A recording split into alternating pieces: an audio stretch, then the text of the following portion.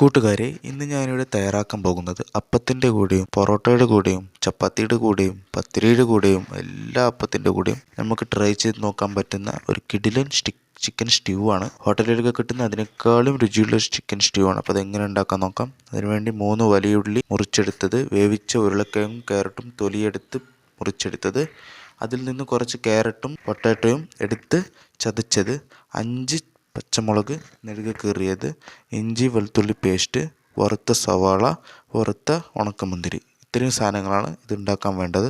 ഒരു മൺചട്ടിയിലോട്ട് ഇച്ചിരി വെളിച്ചെണ്ണ ഒഴിച്ച് അതിലേക്ക് നമ്മൾ നേരത്തെ മുറിച്ച് വെച്ച സവാള ആഡ് ചെയ്ത് നന്നായി മൂപ്പിച്ചെടുക്കണം.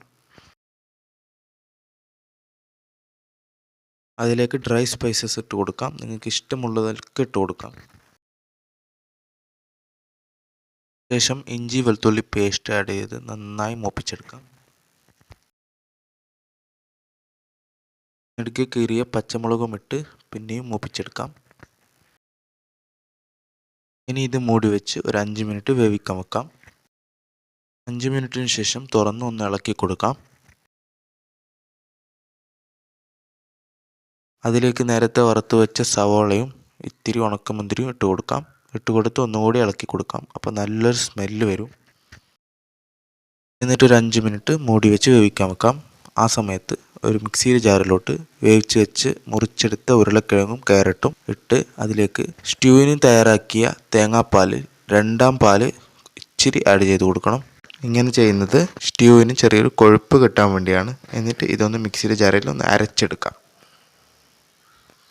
അരച്ച് കൊണ്ടുവന്നിട്ടുണ്ട്. ഇത് മൂടി ഒരു സൈഡിൽ മാറ്റി വെക്കാം. സമയത്ത് നമ്മൾ വേവിക്കാൻ വെച്ച മസാല മൂടി തുറന്ന് അതിലേക്ക് ഒരു 1/4 കപ്പ് വെള്ളം ഒഴിച്ച് ഒന്നും കൂടി മിക്സാക്കി കൊടുക്കാം. മിക്സാക്കിയതിന് ശേഷം കഴുകി വെച്ച ചിക്കൻ അതിലോട്ട് ചേർത്ത് കൊടുക്കാം. ചേർത്ത് നന്നായി ഇളക്കുക. അടി പിടിക്കാതെ നോക്കുക. മൂടി വെച്ച് നന്നായി ചിക്കൻ ആദ്യം വേവിച്ചെടുക്കുക.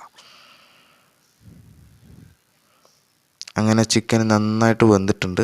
വെന്തതിന് ശേഷം വേവിക്കാൻ വെക്കുന്ന സമയത്ത് ഇടയിലൊന്ന് ഇളക്കി കൊടുക്കണം, ഇല്ലെങ്കിൽ അടി പിടിക്കും. ഒന്ന് ഇളക്കി അതിലോട്ട് വേവിച്ച് വെച്ച ഉരുളക്കിഴങ്ങും ക്യാരറ്റും ഇട്ട് കൊടുത്ത് ഒന്ന് ഇളക്കുക. ശേഷം അതിലോട്ട് 2ാം പാൽ ഒഴിച്ച് കൊടുക്കുക. 1ാം പാൽ ഒഴിക്കാനായിട്ടില്ല. 2ാം പാൽ ഒഴിച്ച് ഒന്ന് നന്നായിട്ടൊന്ന് മിക്സ് ചെയ്ത് കൊടുക്കുക.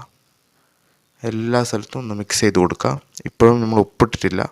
ഇപ്പോൾ ഉപ്പിട്ട് ആവശ്യത്തിനുള്ള ഉപ്പിട്ട് ഒന്ന് ഇളക്കി കൊടുക്കുക.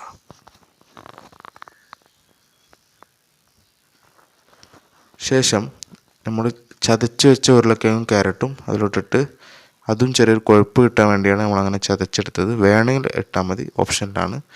അതും ഇട്ട് മിക്സ് ചെയ്ത് നമ്മൾ നേരത്തെ തയ്യാറാക്കിയ മിക്സ് അതിലോട്ട് ചേർത്ത് കൊടുക്കുക. എന്നിട്ട് നന്നായിട്ട് തന്നെ ഇളക്കുക. ഇളക്കി ഇച്ചിരി ചൂടായതിന് ശേഷം, തിളക്കാൻ പാടില്ല, ചൂടായതിന് ശേഷം നല്ല കട്ടിയുള്ള നമ്മൾ 1ാം പാൽ അതിലോട്ട് ചേർത്ത് കൊടുക്കുക. ചേർത്തിളക്കി ഒന്ന് ചൂടാക്കാൻ വെക്കണം. തിളക്കാൻ പാടില്ല. ചെറിയൊരു തിളച്ചാൽ പ്രശ്നമൊന്നുമില്ല. തിളച്ച് കഴിഞ്ഞാൽ കറി പെരുത്ത് പോവും, പിന്നെ കഴിക്കാനൊരു ടേസ്റ്റ് കിട്ടില്ല. അപ്പോൾ നമ്മളെ കറി ഇവിടെ തയ്യാറായിട്ടുണ്ട്. വേണമെങ്കിൽ കറിവേപ്പിലയൊക്കെ മുകളിലിട്ട് ചെറിയൊരു പരിമളം വരും, വേണമെങ്കിൽ ഇട്ട് കൊടുക്കാം. നമ്മൾ വറുത്ത് വെച്ച സവാള മുന്തിരിയൊക്കെ അതിലോട്ട് ഇട്ട് കൊടുക്കാം.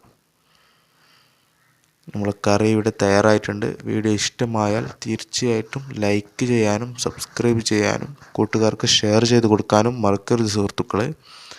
ഇതിലും വ്യത്യസ്തമായ വീഡിയോയുമായി ഞാൻ വീണ്ടും വരുന്നതാണ്. വ്യത്യസ്തമായ റെസിപ്പികളുമായിട്ടാണ് ഞാൻ ഇനിയും വരാൻ പോകുന്നത്. ചാനൽ മറക്കാതെ സബ്സ്ക്രൈബ് ചെയ്ത് ബെല്ലൈക്കൺ നോക്കി ഓൾ നോട്ടിഫിക്കേഷൻ എനേബിൾ ചെയ്യുക. എന്നാലും ഞാൻ അപ്ലോഡ് ചെയ്യുന്ന വ്യത്യസ്തമായ വീഡിയോകൾ നിങ്ങൾക്ക് നോട്ടിഫിക്കേഷനായി ലഭിക്കത്തുള്ളൂ.